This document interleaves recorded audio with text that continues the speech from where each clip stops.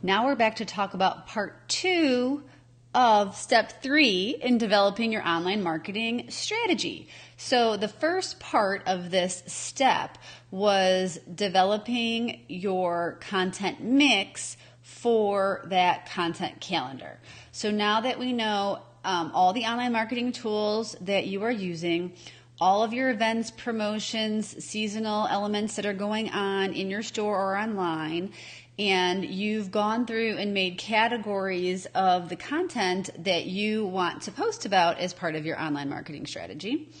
Now we can go ahead and stick those into that content calendar. So first I want to say that I think it is the best approach to your content calendar planning to have a general guideline or loose calendar, a loose schedule by day of the week of what you're going to do where. So I say that for a couple of reasons. What some people get into is they want to say on this Tuesday, 13 weeks from now, I'm going to go ahead and post about this. But a lot of things can change between now and then, whether it's something that is promotional in nature, something that's like on brand. Maybe you have like a camp coming up or something that people need to register for, and it might end up that you don't get enough signups and you have to cancel it or something. Or it could be that you know that you're going to get in new product 4 weeks from now, but you're not exactly sure what's going to arrive in time to make take your pictures that are of your new products displayed on the shelves of your store to make that post. So it's better to have a loose calendar and structure that, like, say on Sundays we do this, on Mondays we do that, so that you can just stick in content from those different buckets that we've talked about into that calendar structure. I just find that it's less stressful. It gives you a lot more flexibility. It lets you stay more relevant and just on point. It gives you something curated that gosh, this is this really popular thing that's you've been seeing on Facebook, and it totally makes sense for your audience. So you might as well go ahead and share that on your page today instead of trying to use it to schedule 5 weeks from now when it's no longer hot and topical anymore. So that's really why I like to have this structure, because it gives you guidance as to what needs to be plugged in without making more work for yourself or causing more stress or just not being relevant to what's happening in your business. So that's the first point I wanted to make. So after that, you do want to look at the things that kind of are fixed. So if you've decided that there's something for your industry, for your business that makes sense to have as a weekly event. So on social media, there's very popular hashtags like, for example, if you're something in the food realm or a restaurant, maybe you do Meatless Mondays. Maybe there's something with your business where it makes sense that you do Throwback Thursdays. There's so many different kind of hashtag events, and those hashtag events happen on certain days of the week. So if you know that you're joining into that community, and whatever that hashtag community event is going to be part of your strategy, you need to, notch out that for that day of the week. You also want to make sure that if you have some kind of regular publishing day for, say, blog posts or videos or podcasts, that you leave a notch for that, a hole for that in your calendar too.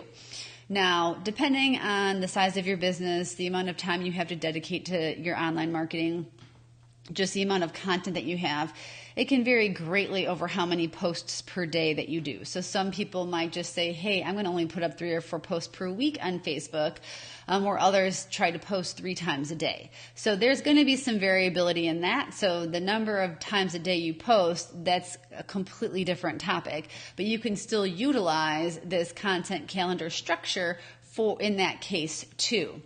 So a couple other things are to think about would be if there's a certain day of the week where there's a lot of foot traffic or a spike in traffic to your website. So a really easy example of this would be, say you own a nursery and you know that Saturday mornings are a big time for people to come in to get new plants and bushes and trees and stuff because it's the weekend and people tend to do house projects on the weekend. So you might save some of those promotional types of posts for, like Thursday, Friday, Saturday, whereas another business might use those promotional types of posts at a different part of the week. So that's something to keep in mind. Your other sort of hard and fast set of dates that you need to know when you're planning that calendar is if you have planned events or sales or promotions that are coming up. So you might have a loose structure for your week-to-week calendar, but you might then plan for 3 months at a time. So you might start, if you're looking at a 3-month, saying here's when our event starts, or this is the day of our event. Here's the window that our sale runs. Put those hard and fast dates, whether they're sales or events, those the publishing of your blog posts and your podcasts and your videos, your hashtag events. Put those hard and fast dates into that calendar first, and then fill in around them, and in a way that makes sense with your other curated content. So to use an example, I have a client who is a parent-teacher store. So they have events that relate to, they have promotions or they get a new product that relates to seasonal things. So President's Day, Read Across America and Dr. Seuss's birthday. There's going to be Easter, Halloween costumes, back to school time. There's so many times during the year where they have either toys that they're selling or educational materials that they're selling. The 100th day of school is another example, which varies depending upon what part of the country you live in. So if you know that you're going to be posting about, for example, your 100th day of school products that you want to sell in and around that time when you're posting about your 100th day of school products, that makes sense to share curated articles or videos, kids activities for the teachers who are planning their 100th day of school lesson. Same thing for Dr. Seuss's birthday and Read Across America. Figure out content that fits in those buckets of content, that mix of content that you're going to use, and put those curated pieces that tie into whatever your promotional topic is going to be in and around that time. So that can kind of help you plan some of that, the curated content, the non-promotional content that you are using. So a few other things, just as a sample week calendar, doing a Sunday to Saturday.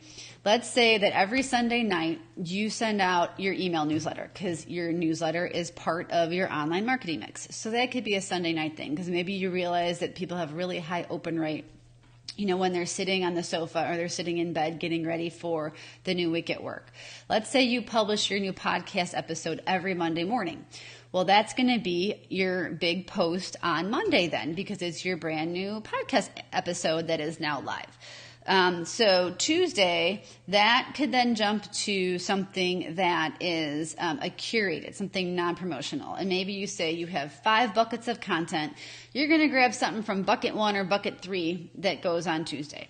On Wednesday, you're going to put up something that's promotional that ties into something that's going on at your store or a link to a product or service on your website that you want to drive traffic to. And then let's say you're going to advertise that. So like Wednesday is something promotional and is something that you advertise.